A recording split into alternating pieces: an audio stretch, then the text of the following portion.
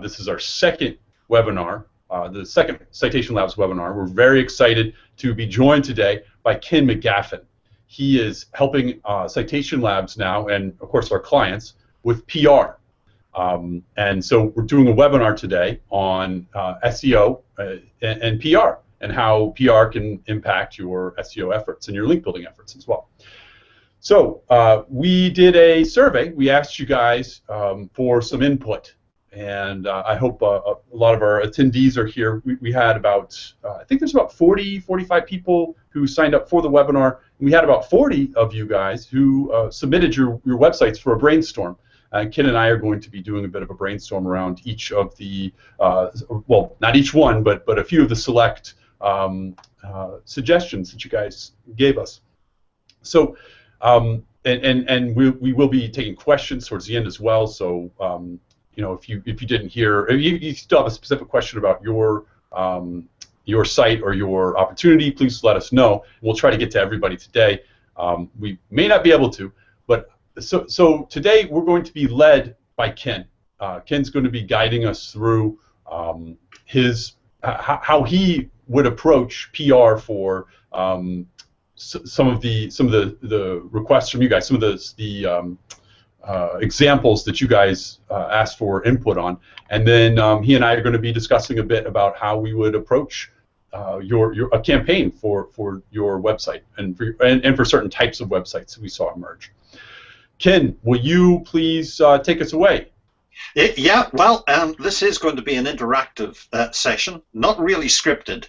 So, because what we want to do is address the questions that you've got. Now, one of the things I'm delighted with is just to see the wide range of people who have volunteered their sites to be looked at here. Now, what I'm going to do, I'm going to probably be able to look maybe at about 4 or 5, but the ones I'm going to look at are the ones that have universal lessons. Now, one of the things I've picked out is an absolutely fantastic business idea. I think it's just gorgeous, and the site is brilliant.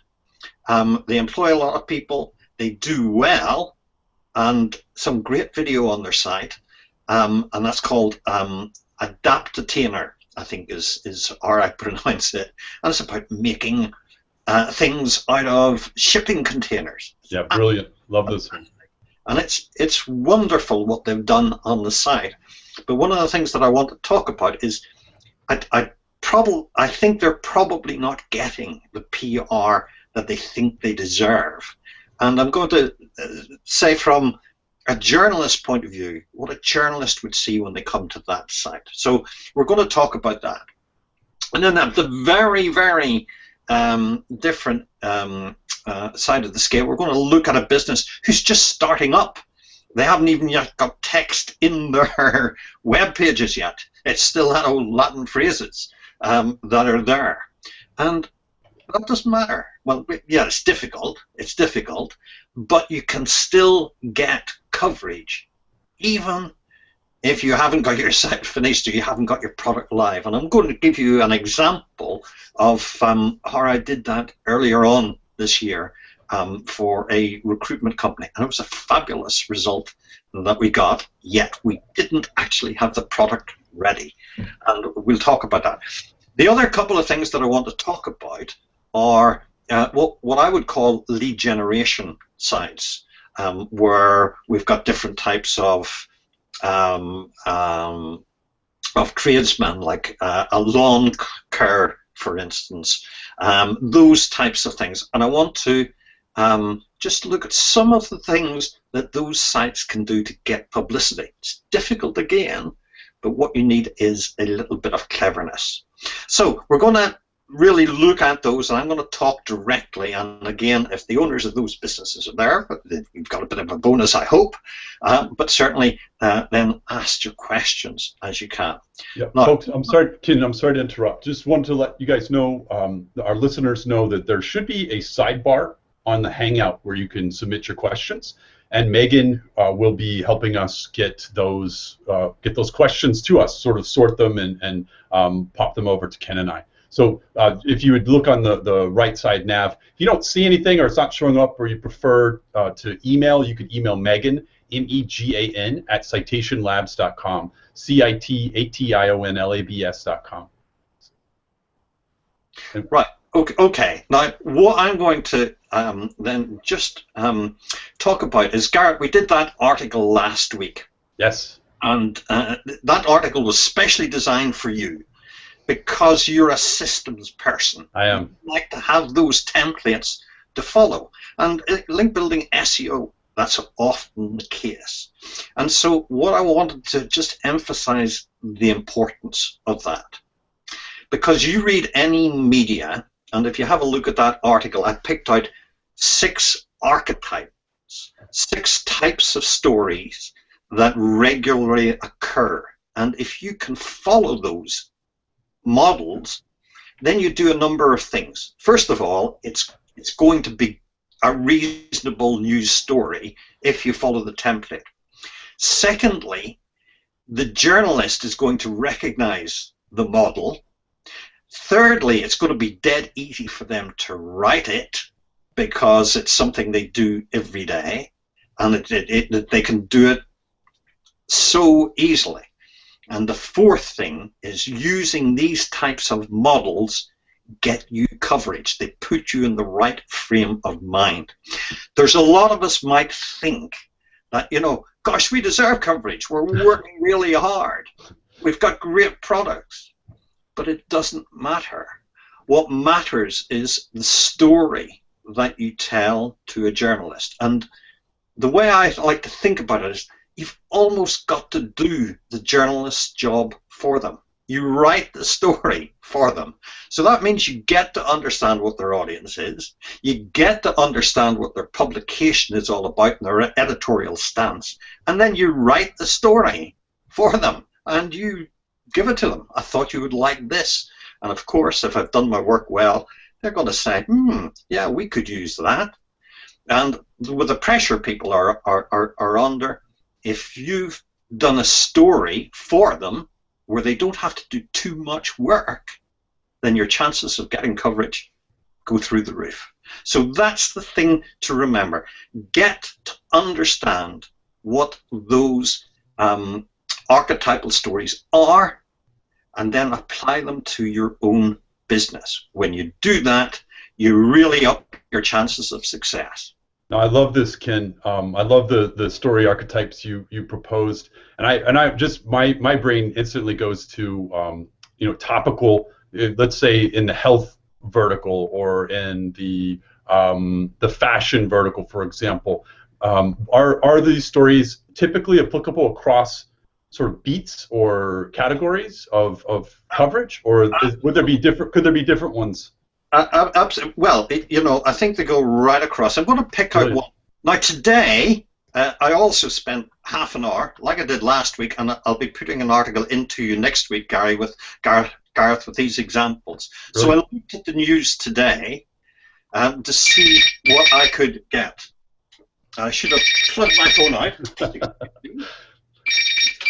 It's me. I was calling you on the other line. Sorry, Ken. It's that fella from the BBC again. Oh, okay. Leave me alone. Okay, let me just get. Okay, here. This is one I want to pick out again. I think from today. And we talked last week about an example based on government policy, and what we're seeing here, just from November the 19th, this story based on the Affordable Care Act. And is there an opportunity in there? And what we've got is the chief executive of a company called Stride Health explaining what's happening with the Affordable Care Act. Now, if you remember from our archetype, this is great. Using stories like this transforms government policy, which can be really dull and boring, into a story that's interesting, that matters, and makes a difference to the people that read it. And that's the sort of things that we're trying to do. So again, Garrett, we talked about this when we were doing a bit of a rehearsal for this. One of the most important things to do in all of this is read your target media. Yes. I don't mean just scan it. I mean read it. really get to understand what's in each story, ask yourself the question, how did that story get there? And then ask the question, how could you do something else or something similar for your industry? Yes. Gary, I learned that first. I'll never forget when I learned what I call the switch. And it was way back when I was studying in Boston College in Massachusetts. And I went into a bookshop and there was a book on comedy writing, would you believe? And there was a technique in there from changing jokes from, say, a joke about a teacher into a joke about a lawyer. It was the same story, or the same joke, really, but just the characters were changed. I love it. And I said, wow, I could do that in PR. The penny really dropped in terms of doing that. And so when you read, the other thing to do that goes along with that is learn how to switch a story. So how can it happen? Now, Garrett, you remember when I launched my career many, many years ago, I did a thing called the Linking Matters Report. Oh, absolutely. And the Linking Matters Report, I put a lot of work into it. But what I decided was that the only way I would promote it was through links. I wouldn't do anything else other than links and PR to get the word spread, and it spread like wildfire. That's how I met you, or how I found you, Ken. Yes, absolutely. That's right. And I stole that idea. I stole that idea from Seth Godin, who had a wonderful little book called The Idea Virus about how our ideas spread. And I read that, I loved it, and then I took the principles of that and applied it to myself. Right. And I was a complete unknown, and it really set my career ahead. So it's, Ken, I want to underscore what you had said about reading closely and carefully. It's something that link builders should be doing as well. In particular, SEO link builders. If you know, genuinely looking at the pages that you're interested in getting links on, and asking yourself, how can I be there? How can it make sense for me to be there? What is it going to take to be to get linked to from this page? So I think it's absolutely lovely. I think so often we, link builders think, okay, here's the page I want links to. Now, yes. Who's going to link to it? As opposed to, well, who's linking that I want links from? What are they linking to? And that oftentimes in SEO we kind of go about it, and we're basically trained, we're programmatic, we think about it systematically, and so we know what we want links to. But really, I mean, 9 times out of 10, what we want to build links to may not be linkable, or probably isn't going to be linkable to the target audience we're after, the linkers we're after. And I think that's one of the, to me, if you have been link building for any period of time, this is why you're well situated to be to move into PR, yes. to understand some of the fundamentals of PR. Right. Okay. Now, I want to give another example. Or I'll give 2 examples around this. And there are a lot of sites there that have written in, and they're lead generation sites. Sure. And I really want to talk about that, because those types of sites, there are many of them. I'm sure you've link built for them, Garrett, and you know there's a lot of competition out there. It's not an easy thing to do. And again, you've got to think a little bit creatively about that, because probably you're not very newsworthy. Unfortunately, there are 20 other sites, or maybe 100 other sites like you. So you've got to look, what's the story that you could tell, or how could you create a story? And the important thing there is about people. So it's about maybe the people in your company, it's maybe about yourself, or it's about your customers. Where are the stories in those people? Tell those stories. Mm-hmm. Get to know what those stories are. And another great way is to ask questions of your customers so that you get case studies and interesting quotes. That can turn into a story. Now, another thing that you can do if you're in that situation is piggyback on holidays and events. So, Valentine's Day. Now, I'm thinking of Valentine's Day already, not because I'm romantic, but I'm thinking about how can I use that for coverage in February the 14th. And one of the things, I'm going to give two examples of lead generation sites. You know what Valentine's Day makes me think of, though, Ken? Chocolate. Chocolate, right? Oh, chocolate. Go on, pardon me. Right. That's another good irrelevant question there. Okay, so let's have a look at this one. Now, one of the things that happens around Valentine's Day is you get a lot of surveys about love and about sex. Now, the great thing is that journalists have got two mindsets on this. First of all, they hate getting surveys like this around Valentine's Day and they complain about it.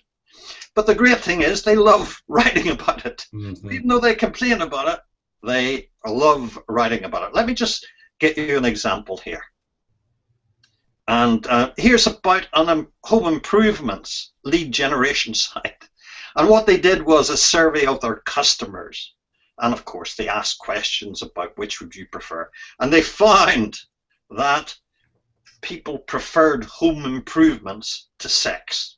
Now, this is a company who has nothing whatsoever to do with sex. Yet what they're doing is constructing a story based around the opinion of their customers when they talked about sex. And it's all geared for appearing on Valentine's Day. And if you do it well, then you get great coverage. Are you with me? Yeah, oh yeah. Right, okay, now let's give you one more example, which is, well, I'll just give one here. Let's see.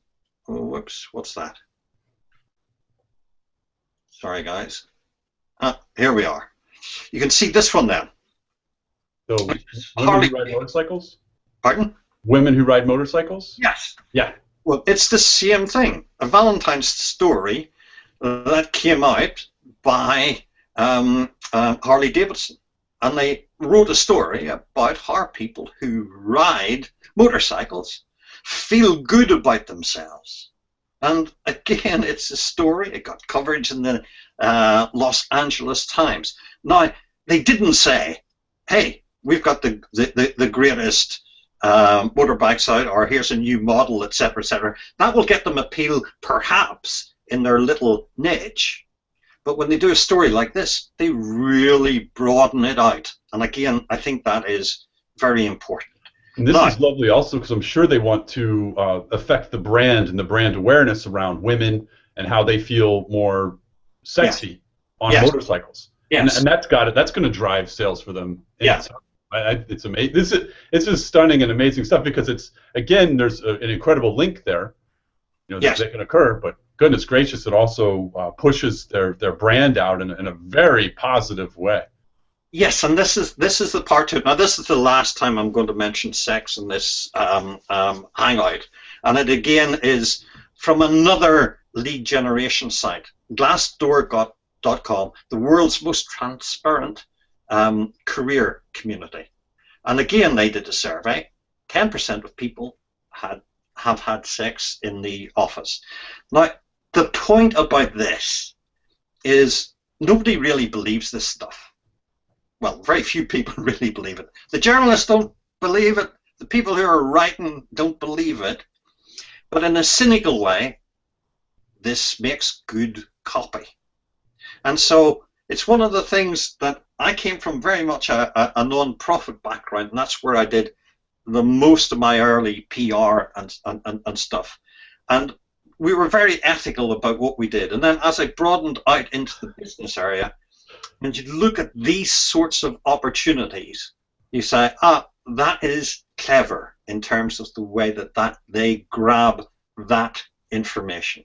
So I think the message here is, listen, you don't have to be dull and narrow about your stories. You can be broad and you can be creative in terms of thinking about this. And actually, it's a lot of fun. Garrett, I remember one time last year when we did a live session, you asked me to find a story angle for somebody who did air filters. Do you remember that? I do. And what we did was I went on to Google News, searched on air filters to try and find some stories, and I came across an interview with a CEO of an air filter company, and you could not have found a more boring interview. It was awful, and it didn't get great coverage. However, as I looked through it, right in the very bottom paragraph was this fantastic quote, and that was, "The air inside your car is 6 times more polluted than the air outside your car." So the air inside your car is 6 times more polluted than the air outside. What a fantastic thing to build a story on. Sure. That's the sort of thing that could get you headlines on the BBC, Sure. in the New York Times, or whatever. And where was it? It was hidden away in the very bottom paragraph, and nobody noticed it, apart from me going through it. Yeah. This is one of the things that I think it happens time and time again, that businesses underestimate the possible power they have, right, to get great stories. Ken, bring us back to Adaptainer now. We've talked through some of the story archetypes. We've mentioned those. Right. We've mentioned seasonal piggybacking. So, okay. Valentine's Day, Christmas, that sort of thing.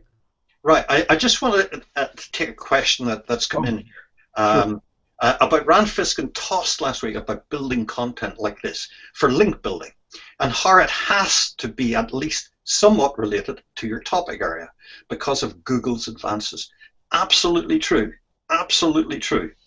And I think when you think of it, I'm being a bit dramatic in terms of as I tell the stories, but listen, the Glassdoor survey is about what people do in offices. It is about what they do in their careers. Mm-hmm. So it is surrounded by keywords like employment, working in the office, etc., etc. And it's coming from a newspaper, which is going to be a recognized authority. So yes, Ricky, who put this question in, you're absolutely right. You've got to have that relevance there. But again, myself and Garrett have talked a lot about creative relevance. Sometimes in SEO, we focus in too much on what we think is a very narrow niche, and we don't move out and say, well, what way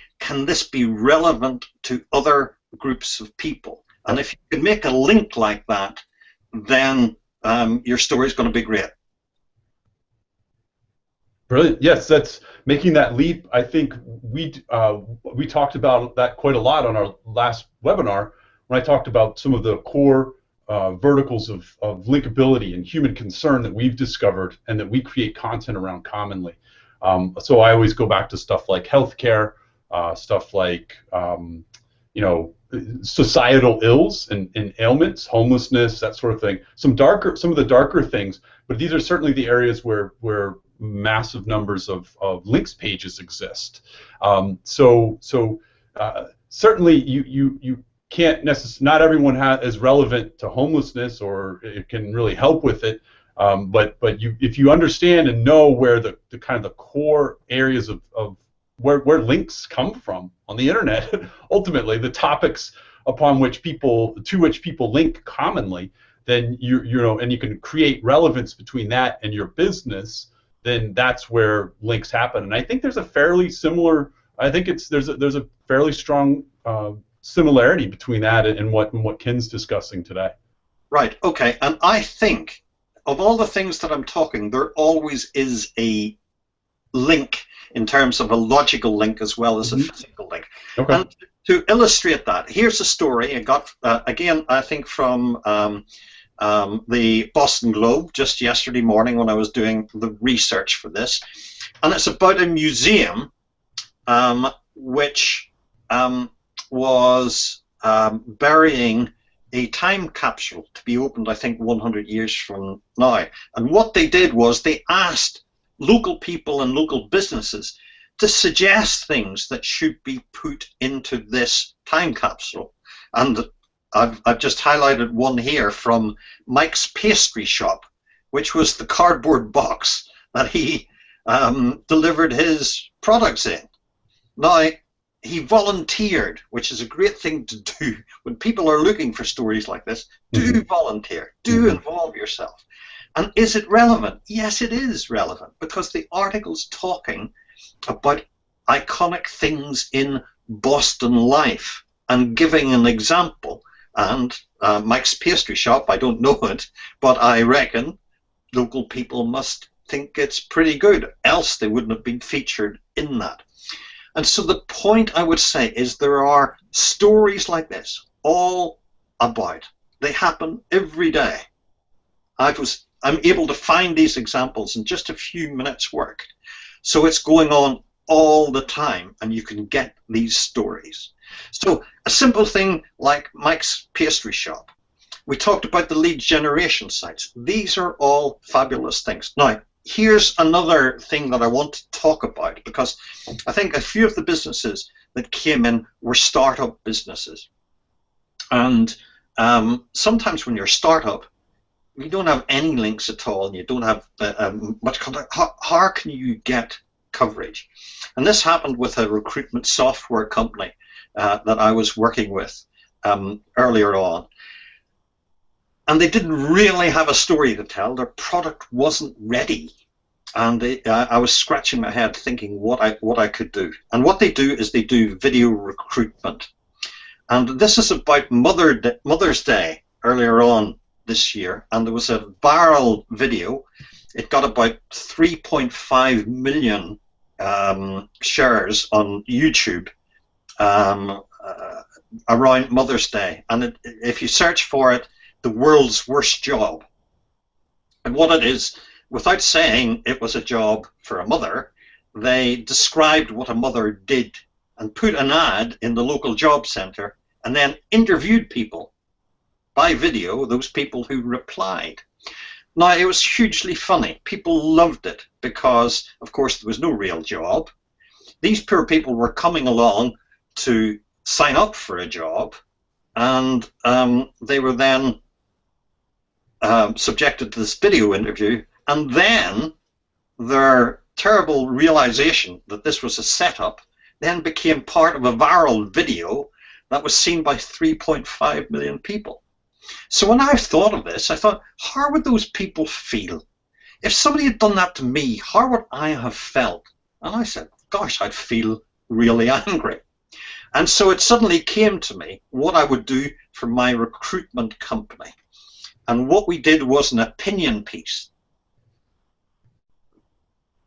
Job candidates should never be treated in this horrendous way. That was the headline, something like that I used. So it was an attention. It was a headline that was designed to get attention. And then we wrote an opinion piece. It took me about a day and a half to write it. I really carefully researched it, about 1,200 words, looking at the reaction, and I did online searches to find it. And then I created this really strong opinion piece, and we issued a press release about it. Now, one of our targets, the top blogger in the recruitment industry, loved it, blogged about it, and shared it with his audience. That was fantastic. One of the journalists that we wrote about in a magazine called Recruiter.com had covered the story previously, and then she got my press release, and so she wrote a reply to my press release, and of course linking to my client in the process. So my client, who didn't really have his software live, even at the moment, got tremendous coverage in Recruiter.com and a lovely editorial link.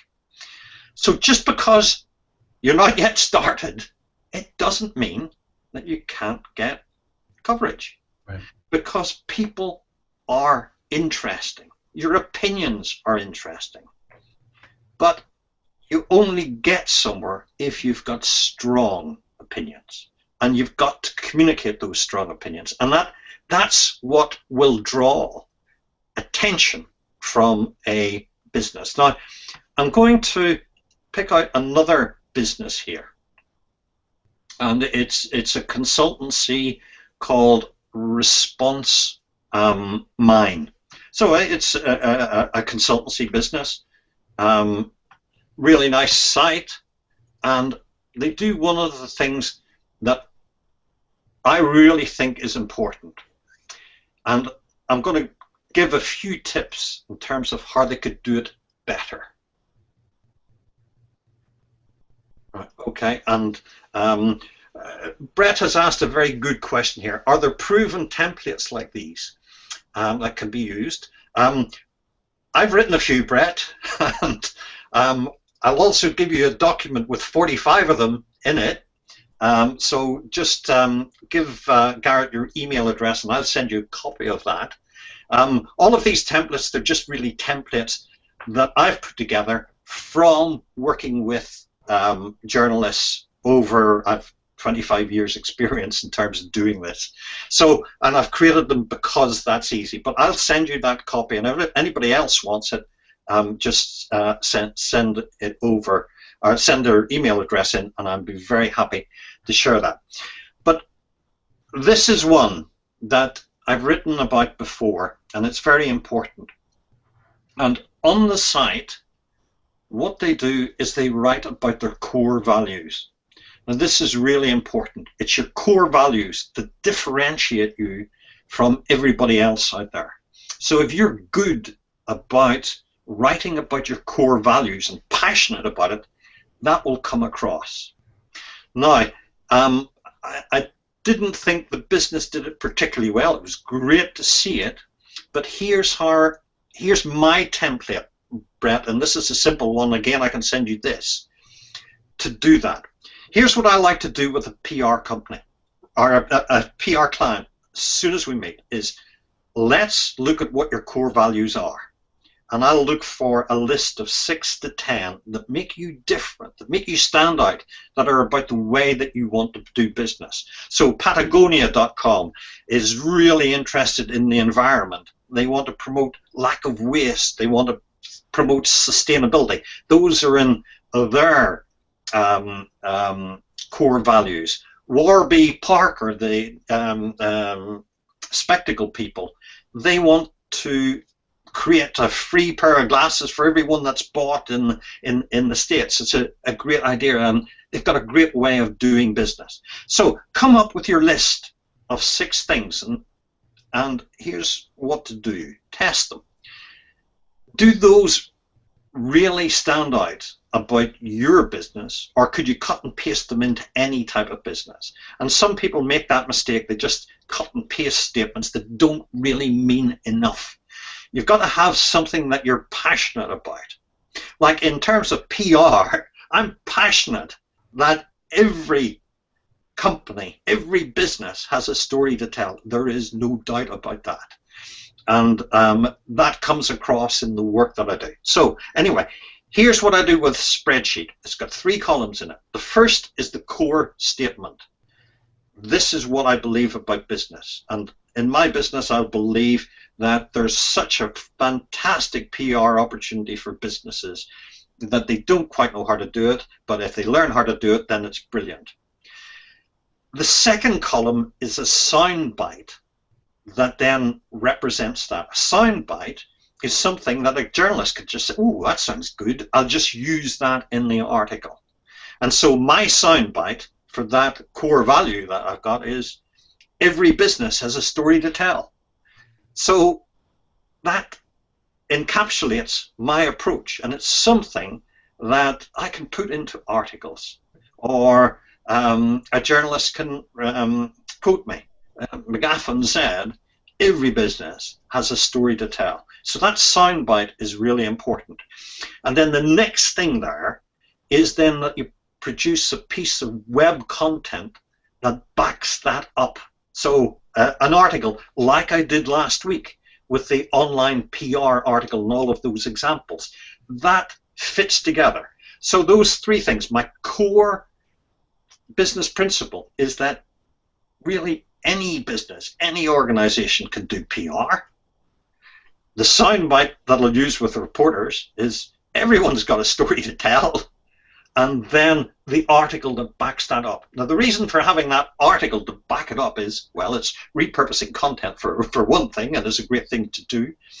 But it also means if a journalist is sussing me out, which they do, they can then see, there's that article. Yeah. This guy's the real deal. He's talking about things that he really believes in. And that's really helpful. So, Brett, for a very simple template to use, that's a fantastic one. And I would get every PR client to do that. So that's a core business statement, get 6 to 10 of them. For each statement, get a soundbite that expresses that, and then a piece of content on your site that backs that up. And then you can base all your PR around that. So, are you clear about that, Garrett? Absolutely, I love it. No, I think, and once you have that, so to keep moving from that example, with the soundbite, every business has a story to tell.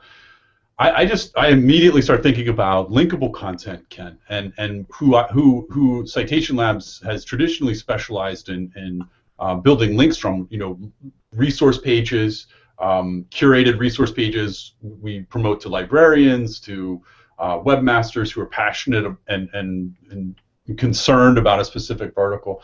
And I just started thinking about how it's such a lovely thing, and it's so high level, and it's so rarely done in the SEO space, and I really feel like it can help differentiate linkable content that gets created, right? Even if it's targeting it's a little bit there's a little bit of a creative leap there. For example, Glassdoor and that sex survey they did. They are a transparent company, so that was one of their taglines. So there was a bit of transparency that they were demonstrating with their members. Or their site visitor, their customers, I suppose, or their community.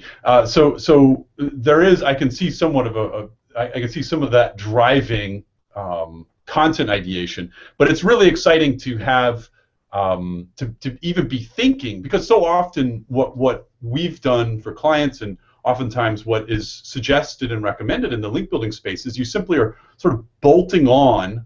You're bolting on linkability, and there's a lot of relevance, or the emphasis is authoritative, quality content, but it's not necessarily very relevant to kind of the core value of the company, right? So the more that you can merge these things, that's when I get very excited, because then if you've got a piece of content that is PR worthy, is driven by a core company value, and is linkable to one of the core, one of these what I call the core areas of linkability, then you're really hitting a sweet spot, Ken, and that's what I feel like is a great vision for SEOs really to push towards.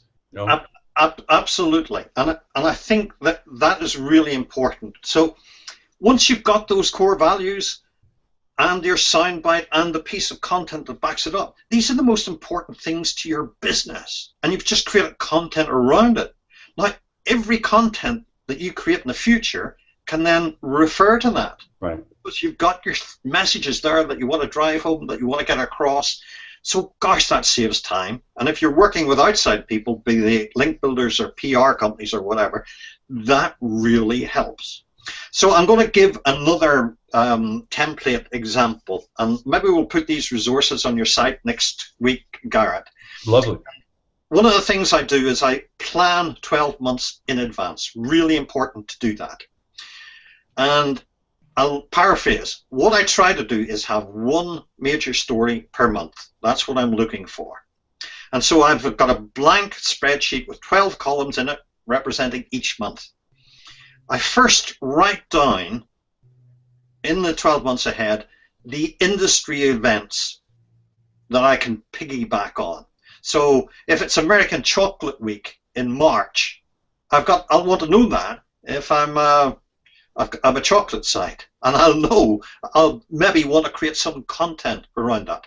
So what's happening in your industry is always a good thing to think about. That's number one. Number two is what's happening in your own company. Are you opening a new shop, new premises? Are you having a recruitment drive? Is there an anniversary? Is one of your employees going to climb the Matterhorn or whatever it might be? But things that you know are happening that are newsworthy, and write those down on the calendar as well. And then when you look at those and brainstorm those, you can really hone those down to the ones that matter. And here's what usually happens. Once we do that exercise and we hone it down, I could have maybe 8 of the 12 months filled. So that's 4 months that are not filled. And that's the part I love, Garrett. Because what I then want to do is create something that we can do next March, or create something I can do next February. Right. That's going to fit there. And all I need is 4 ideas for the year, and then I can fit them in on those empty gaps. And then once I've done that exercise, I've got my 12 major stories for the year. And you know what happens when you've got stories planned in advance? It's easy, relatively easy, to then make them happen. And if you plan like that, you're so much ahead of your competition. And of course, the great thing is, this is only a plan. You Right. might change it at some point, it doesn't matter.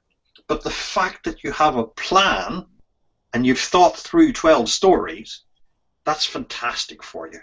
Just doing that will improve your own creativity and your own willingness to get stuck in and learn how to do this.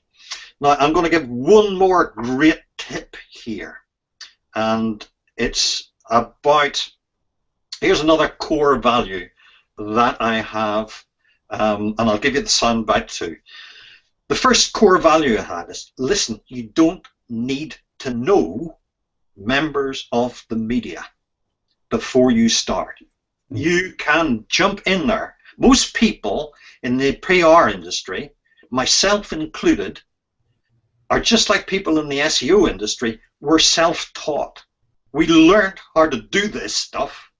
There's books about that can help us, but they're not really going to give you the experience that you need. You've actually got to get in there and get your hands dirty. So I believe that anyone can really do that. Now, the little quote that I will have will go along with that is, you need to know 0 journalists. That's it. Ken McGaffin says you need to know 0 journalists. You can still do your PR, because what you need is then a story, and you learn how to create the story. So again, see the pattern. Right. Core values, soundbite, and then content that backs that up. And you see, all of this stuff, you know, I'm not speaking through a script. This is stuff that I believe passionately, because I've thought about all of this. I've done all of this. I've taught people how to do this, and I know it works. Now, I'm going to take another example and I'm just going to talk about this one briefly. But again, what I would be suggesting here is one of the things that can epitomize one of the major processes. So here's Move Hub, which is a great looking site. I'm not sure whether Max is on or the call or not, who's behind this and sent it in. And as you see, they've got a lot of coverage. Now, this helps people to move abroad, no matter where it is that you want to do, expats, etc. So it's a great idea, a site to help people do that. Now, one of the things that is special about this site is that they have real customers. So yes, here it is. Here's the figure I was looking for up the top there. 385,000 moves and counting. That's great. So they did a happiness survey or a happiness infographic last year. Well, one of the things that they can do is repeat that. Could they survey that customer base of those and get real data? We saw our surveys are so popular in the media, and so if we can build something around that, that is really a good thing to do. So to take those customers and to survey them, then we can get a lot of information. Now, one of the first, when I moved to London, Garrett, one of the first PR things I did, got coverage in the Financial Times, and it won a media company that I was working with a contract worth £250,000, which was just fantastic for one of PR. And it came into the Financial Times, and here's what I created that was useful, and it was at this time.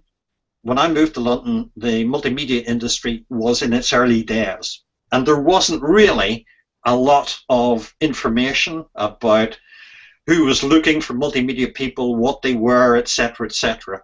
And so I remember sitting down with the CEO of the company talking about this, and he asked me what we do, and here's what it did.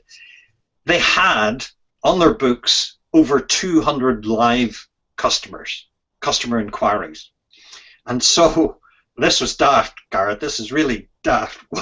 What we did is I went through the 200 customers and identified what industries they came from. Were they a media company? Were they a manufacturing company? Were they a retail company? Etc., etc. And we created a pie chart just from looking at their existing customers. And I put that pie chart into my press release. I wrote a good story around it and sent it to the Financial Times, who covered it, and that's absolutely fantastic. You're telling me you categorized their existing client base, yeah, and then you sent that as a story. Yeah. Now, what made that a story then? Why was that? What I said was, these types of people are looking for multimedia. So there was two stories in it. There was none of this research. Right. People knew about what multimedia was, but people didn't know very much. Well, who else is looking for it? Well, and I was able to say, well, the top-notch people here in this are retailers, closely followed by media companies, then advertising agencies, then blah, blah, blah, etc., etc. So it was real factual stuff. But of course, it was a biased sample. It was only their customers. But, you know, so I took a chance and said, well, you know, I've done a legitimate analysis of this. I've come up with a figure. There we are. Of course, nobody argued with me. You know, so it was great, and we got coverage. I love it. I love it. And that worked really well. Now, I was ethical. I didn't make the figures up. You know, I went through it and did that carefully. And so I've got figures. How can I find that? How could listeners find that type of gem? That's a hidden gem, right? That's a hidden gem. Well, let's look at Move Hub here. Okay. There's two pieces of advice I would give to Move Hub. And one of the things is, gosh, just analyzing 385,000 people who have moved from country to country, you don't even need to do a survey to be able to pick out some patterns for that. Sure. And I think that's really interesting. Now, the second thing that I would advise Move Hub to do is to try and do annual surveys. So if they did a survey, like they did a happiness infographic based on some research last week, we'll repeat that. Make it an annual happiness survey. So it becomes the Move Hub annual happiness survey. And if you make it annual, then you get much more chances of getting coverage because you can compare it. You know what happened last year? And now you know what the changes are. Right. Why? Because read your newspapers. They write about that sort of stuff. They write about trends. One thought from a linkability, from a just a purely link building perspective, would be if they could source customer data on what goes into a happy move, what makes and I mean the actual act of, I hate moving. I mean, really, there's not much more, of life's events that just, the kind of necessary events in life. It's just your neighbors are happy though. just despise it. But how could it be happier? How could it be better? If you've got you're sitting on top of 300,000 people who have moved, then a careful survey of them that could extract tips and what leads to a happy move and how can a move go as smoothly as possible. Wow, I would love to see that, and personally, and that's something that I could, that Citation Labs could build a lot of links to, and I think any link builder could build a lot of links to, from promoting to moving related resource pages, which there are many.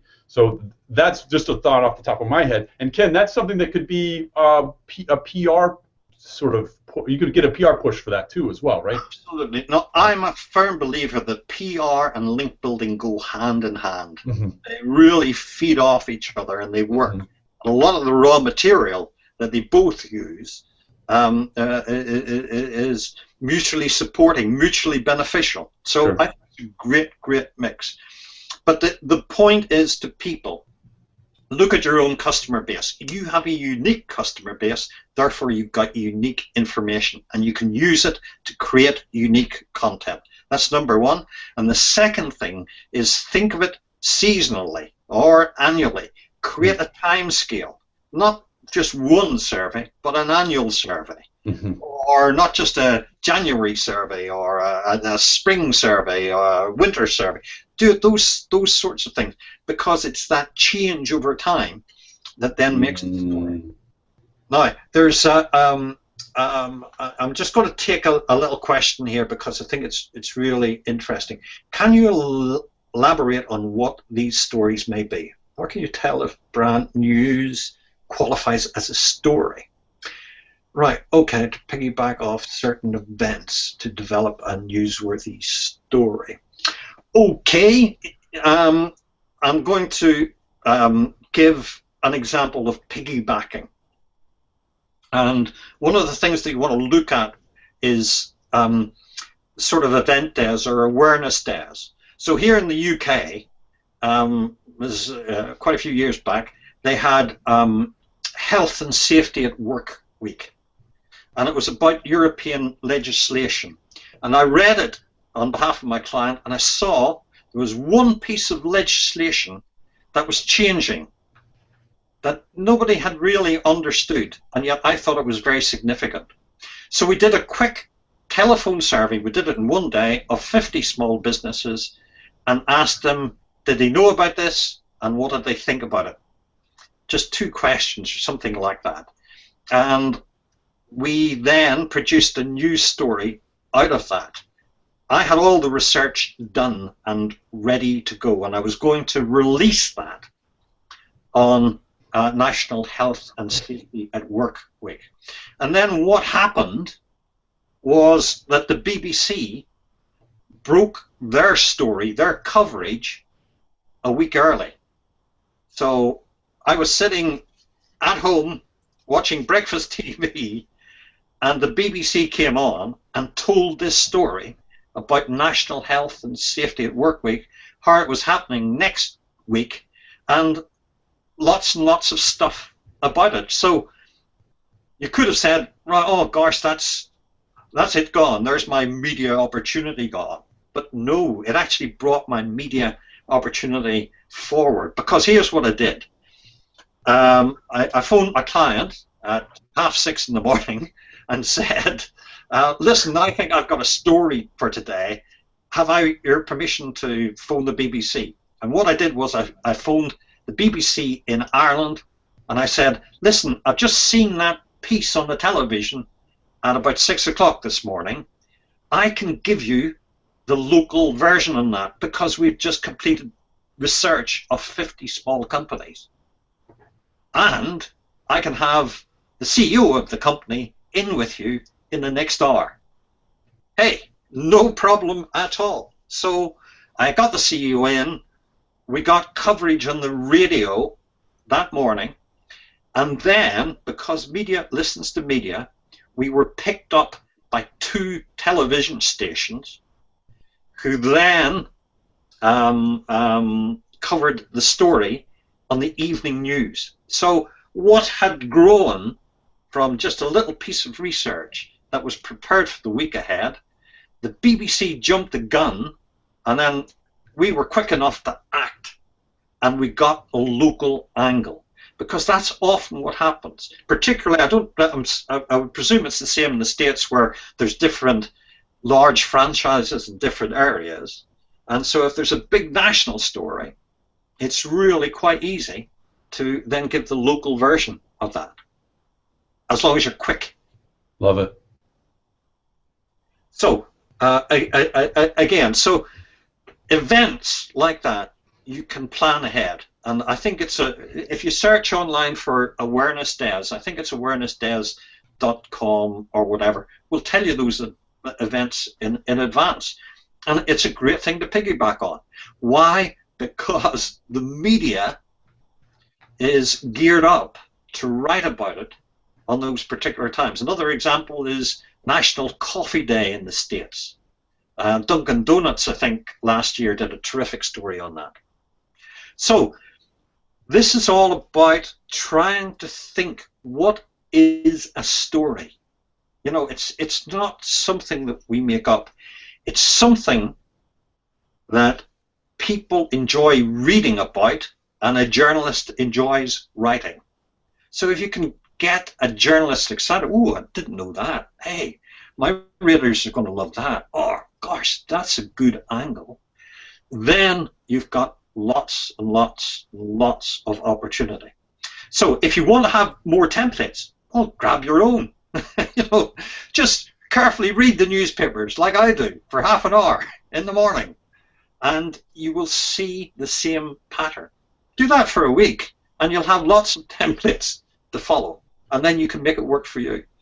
But again, Garrett, it all comes down to keep your eye out for what's happening. That will tell you what's happening. And Ken, I have a quick question for you, and this is a little more practical. Something I was thinking about this morning.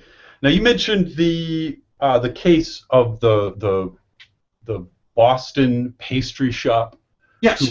Who got one of their boxes added into this time capsule. Now, are there? I would presume that the newspaper covered that story, that they were looking for that in the first place. But are there indicators, and this is just how I think about, because I'm a link prospector. I do a lot of, I search and I try to find opportunities based on content on the page or content in the title tag. But are there things that and we can circle back on this and have maybe you do an article around it, or just we can study it. Well, are there things that a reporter commonly says or types on their story that indicates they want input, or that they're looking for more input, or that there is some type of opportunity? By that time, it's too late. Because it's gone over. But here's what to do. Have you gone to a conference lately? No. You don't go to conferences? No. You don't get invited, Garrett. They've seen my webinars, so we'll get invited. Listen, there are many companies go to conferences and exhibitions, and they take stands. Okay. And one of the things that the organizers always do is say, listen, we want your company information. Have it with us by the deadline, the 15th of December. And what 99% of companies do, well, 90% of companies, they submit their stuff on the very last day of the deadline. They submit it on deadline. Now, what's happening there? The organizer is panicking. They haven't got enough. They're trying to chase people to get stories, etc., etc. So when you send their stuff in, they'll just cut it and paste it and never think about it. So I want people to break that habit. It's a bad, bad habit. Here's what you do. you get your story in first. As soon as they ask it for you, you do it right away, as soon as you can, the shortest possible time to provide them with all the information that they want. And why is that? Because most other people won't be doing that. And if you do it well, they'll pay attention to it. They'll remember you. They'll notice you. And so when a journalist asks, hey, is there anybody interesting that could be worth talking to? Because those sorts of conversations go on, then the person behind the conference or the exhibition will, oh gosh, I remember that chap really sent that stuff in really early. Gosh, it was good too. Okay? So just picture it. You get an invitation, there's 200 companies there at the exhibition, and you're all going to put in your company bump. If you put it in right at the start, there's no competition. If you put it right in at the end, there's 200 hungry people fighting to get their stories in, and the people are overwhelmed, so they can't read it. So do it early, get it in early, and you have a chance of being picked up. I won an award once, Garrett. Hard to believe, I know. But, but the dinner was at the dinner was in Boston. 200 business leaders from Boston that were there, and I was one of 20 companies from Europe who had won this award, which was fantastic. And I was absolutely determined that it was me that was going to be the person who was giving the speech of thanks on behalf of all the other 20 companies.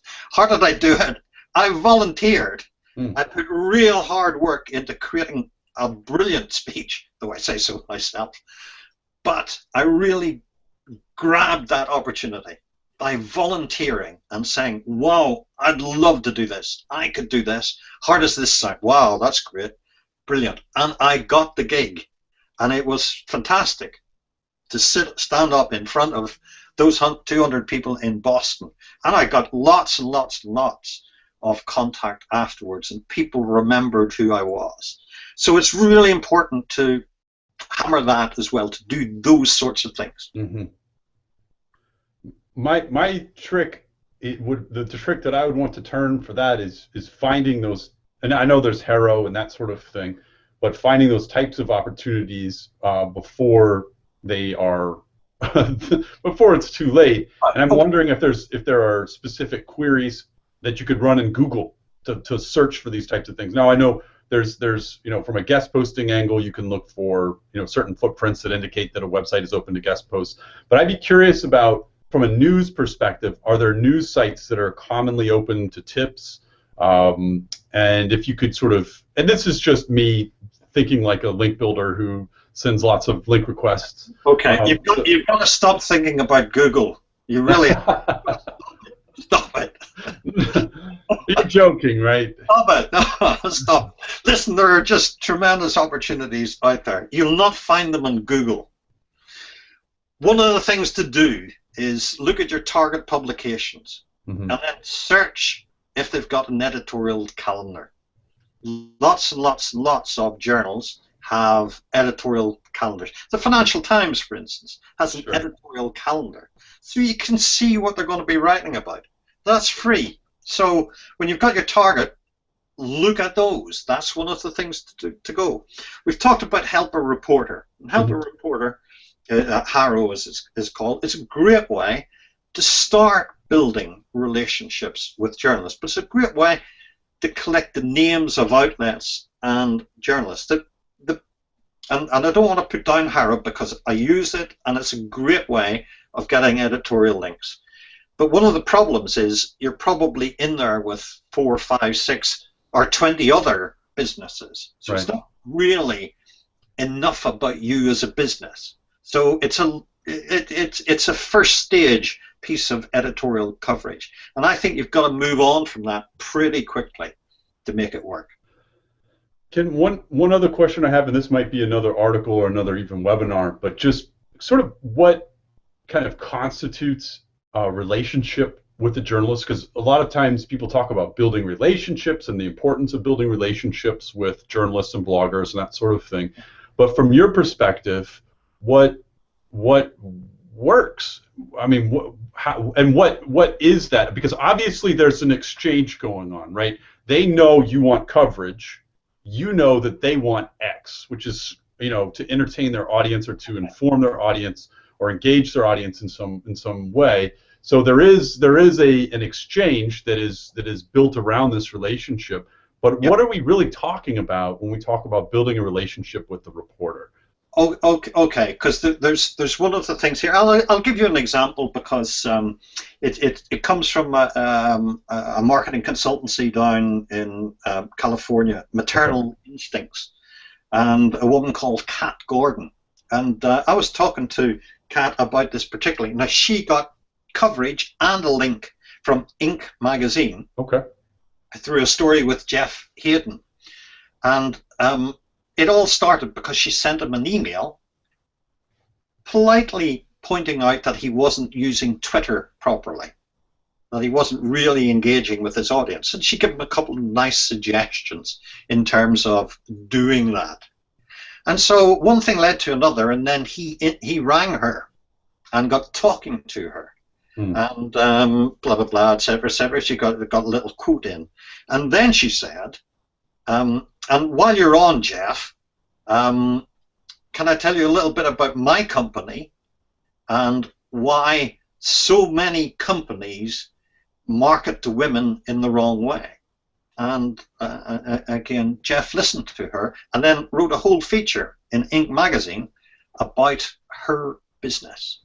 So that's absolutely fantastic. She took the opportunity of engaging with a journalist she didn't know by an email, had a conversation by telephone, and then pitched her business. Now, she didn't go into it thinking she was going to pitch her business. Right. Unlikely. But she spoke truly about what she felt, and she offered advice in a way that she hoped would be helpful. And then she was open to having a good conversation, and then suggested that she had a solution to a particular problem that his readers had. And that's good. So here's how I would start off with journalists. Be knowledgeable about what they write about. So if they write about sports cars, don't send them a press release about family saloons or whatever. Just don't do it. Be aware of what they're interested in. Read their stuff. This is crazily important. Read their stuff and get an idea for what they're interested in. And then once you've done that, you pitch them. Now, as link builders, we'll all know how to pitch. You've got to have that really good opening subject line. That's what people will see first of all. Yep. So can you intrigue the journalist with your subject line? That's number one. And then when you open up, guess what? Do you build on your promise by getting straight to the point? You don't say, I am such and such from here and I'd love to bore the arse off you with blah, blah, blah. No, you don't do that. That doesn't work. Doesn't work. Oh, I got some changes to make. Let me call the team. Get straight in. Straight in and say, this is what I'm writing. You know, give them the story straight up front, and then back your story up. And if you've really thought about how to make that interesting, inspiring, if you feel that yes, their readers will love this story, or that journalist will love writing about that, that's the right frame to be in. So do that.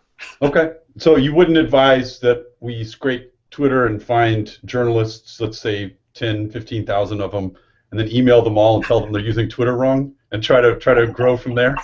See your response back. That would not be a good direction. I don't think so. Okay. Again, the thing, and the great thing about Twitter is, listen, it's a great way of starting to build a relationship. So make contact with people, comment, on their articles, share their articles, make some suggestions, interact with journalists. And you know what?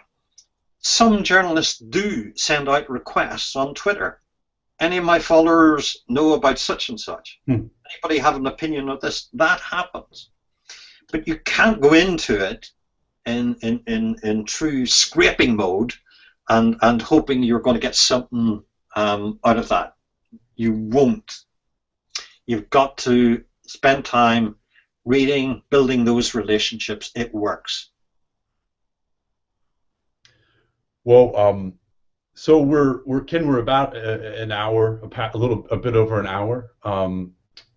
So and I'm comfortable continuing. Ken, where are you situated right now? Are you ready to wrap, or can we maybe run through a few clients? Not clients, but rather a few more, case by case stuff from the. Okay, let's have a look at a few more. How much longer can we keep you on, Ken? Maybe 15 minutes? I think I can do another 15 minutes now. Brilliant.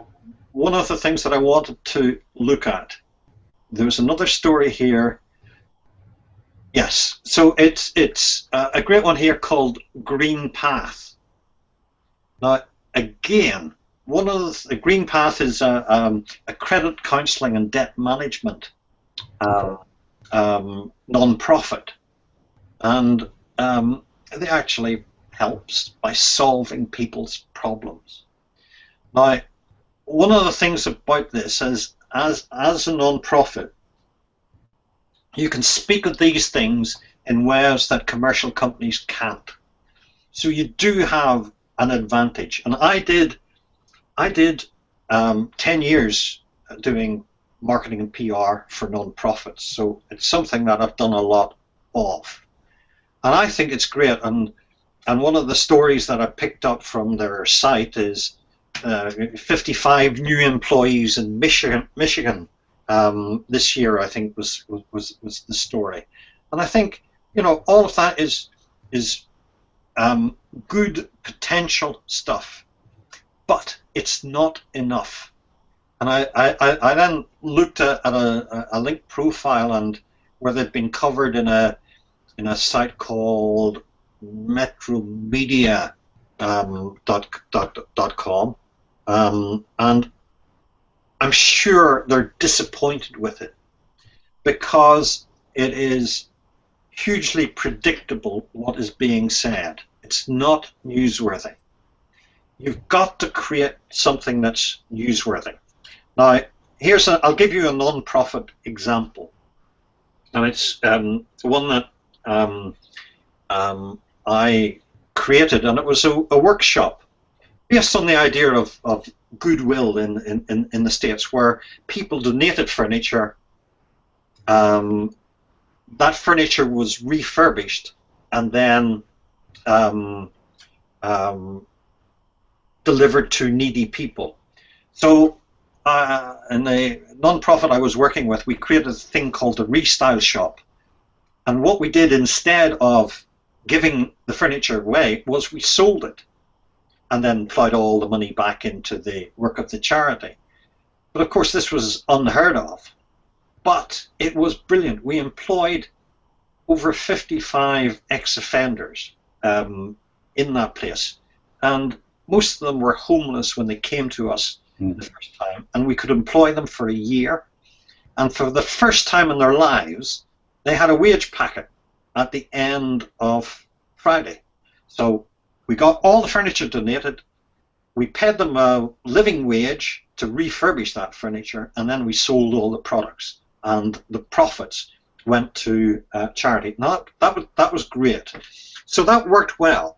Now, here's an example of trying to be creative with that. And I was talking to an interior designer, and then I came this idea. Could she help us design a room using all the furniture the ex-offenders had created? And what I then came up with was a title. It was the Great Living Room Sale for the Homeless. So the Great Living Room Sale for the Homeless, easy name to remember.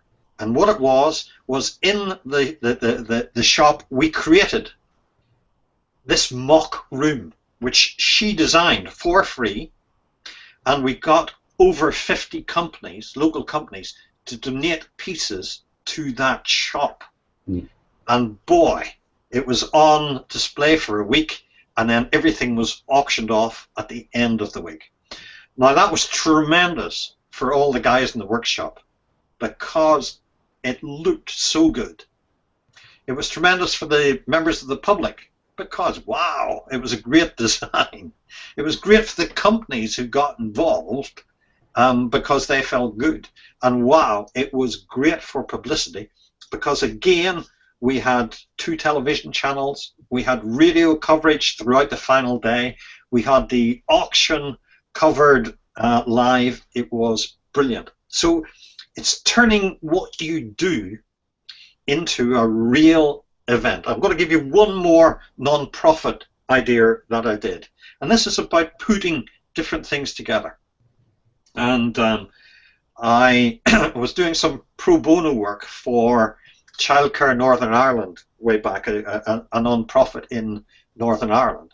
And then I was working with a printing company, and this is way back, and it was the time the first commercial digital printing press was coming into Belfast, and it was a client of mine who was doing that, and I was talking about the PR possibilities, and I asked the owner, well, how long would it take you to print, say, an annual report?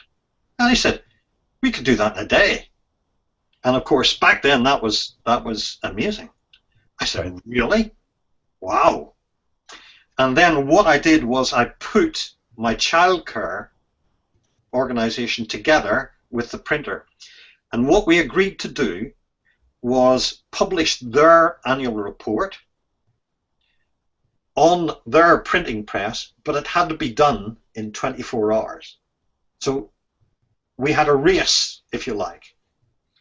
We covered the plight of children in Northern Ireland in a 24-hour period, and then we got the printer to start designing that, printing it, for 10 o'clock the next morning when they had their annual conference. Now, do you just imagine that, Garrett?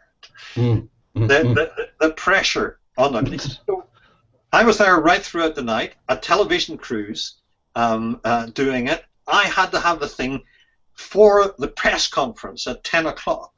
Gosh, if anything had gone wrong, you know, but I had to make something up. But I remember we got the thing finished at 6 o'clock in the morning, and I was able to deliver it. And of course, the cameras didn't stay all the time, but they filmed us starting the work. They came back and took one shot during the night and showed us all slaving away at midnight, and then they covered the press conference right at the end. Love it. Oh, that's fantastic. It's amazing. Yeah. Yeah. You know, and this is what I would like the organization to think more of. Not just to do the standard, our chief executive says, blah, blah, blah, et cetera, but create an event, create something that's exciting, right, that's new, original, and wow, a reporter will say, gosh, that's interesting, I didn't know that, or gosh, that will make a great story. And you know what? There are always opportunities like that, always. I love it. Ken, thank you. This has been a lot of fun, and I always learn whenever I talk with you, and I'm excited to put some ideas down after this conversation too. Folks, if you have any questions for Ken, he's at you can reach him at ken@citationlabs.com, ken@citationlabs.com. I also got a number of emails from folks requesting info packets from Ken, and I'm going to be sending those emails over to Ken, so he can forward those along, send that along to folks, and we appreciate your inquiries and interest on this. Could I just summarize? There are two publications I'll have. The first one is 45 inspirational ideas about how small businesses got coverage in big media. So I used to sell that for $49, but I will give that away for free to anybody that wants that. And then the second thing is my sex survey examples. So 10 examples of companies who had nothing to do with sex who got coverage through sex surveys. So can't say better than that. I'll send you those free. Brilliant. Thanks, Ken. Thank you. Folks, we appreciate you. For anyone who stayed all the way to the end, what a soldier. We appreciate you sticking it out with us. And we'll see you next month. We're going to do another one of these. And we always have a lot of fun, and we appreciate your attendance and look forward to the next one. And Megan, if you'll go ahead and sign off for us. Adios, folks, and we'll see you next webinar. Thanks for